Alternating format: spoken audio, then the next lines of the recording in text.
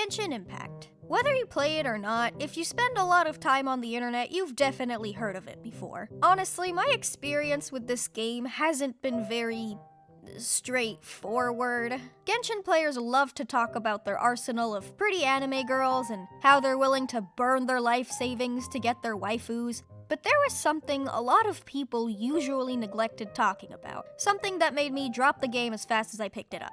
Yeah, I actually tried this game 2 years ago. I made myself a coffee, downloaded the game on my phone, played for about 15 minutes, and then immediately uninstalled it. Wait, what? I know this is gonna sound really dumb. The reason I uninstalled it was that the world itself is very big and very beautiful. To complete one of the first quests, I had to get to the highest point of the starting city, but when I looked down, I physically froze. I looked at the view, then looked at the map, and then realized that this was going to be way too good of an experience for me to play on my tiny little screen as a mere distraction game. Years went by, and last week, I finally got a PC. The problem now is, I'm busy. All the time. Between balancing multiple social media platforms, streaming, and working on videos, I never have a lot of time to really do anything that isn't work-related. So imagine my surprise when Hoyoverse themselves reached out and offered to sponsor a video. Here was my experience, finally, playing Genshin Impact. My brother and I are explorers with special powers that allow us to travel worlds. One day we ended up in a world called Tevat, but right as we were about to leave and hop on to the next world, some cube god blocks our path, snatches my brother and my powers, and then buries me in cubes, which puts me to a deep sleep. I wake up, and everything looks completely different. How long have I been out for? What happened to my brother? Where am I?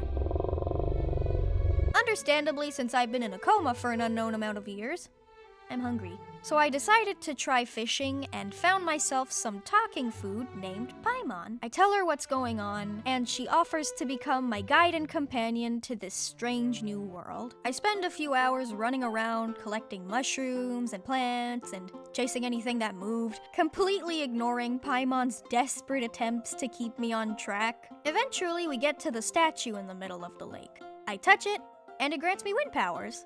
On our way to the city, I spotted some residents and ran over to say hi, thinking that they're friendly, but then I saw HP bars appear on their heads and my gamer instincts took over. We make our way through the forest and find this weirdo talking to a dragon.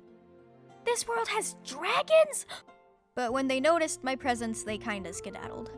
Aw. As we approach the city walls, we get stopped by a guard named Amber.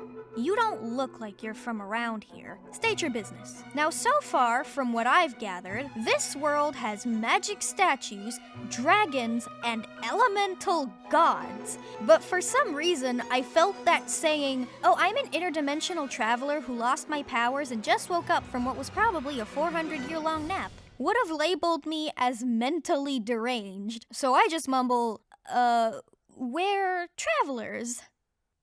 Okay. Anyway, there's been a dangerous dragon spotted around recently. We need to get you inside the city now. At dawn, we finally got to the city of Mondstadt.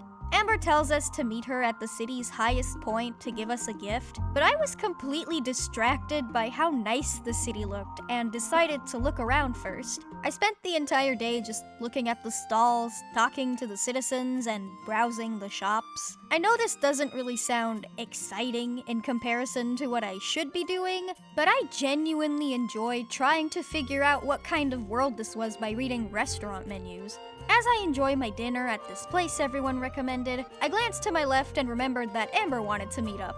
Mondstadt has a lot of stairs. Oh, come on! When I finally reached the top, Amber gave me a set of wind gliders. I get to fly?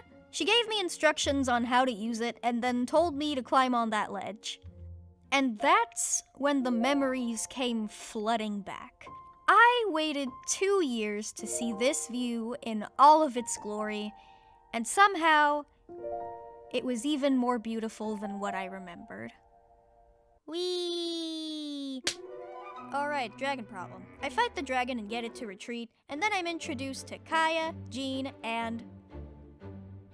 They come up with a plan to weaken the dragon and ask for my help since they literally just witnessed me machine gun the overgrown sky lizard. So we head to these temples to find and destroy the sources of his power. This is also the part where I discover that Electro is not my element.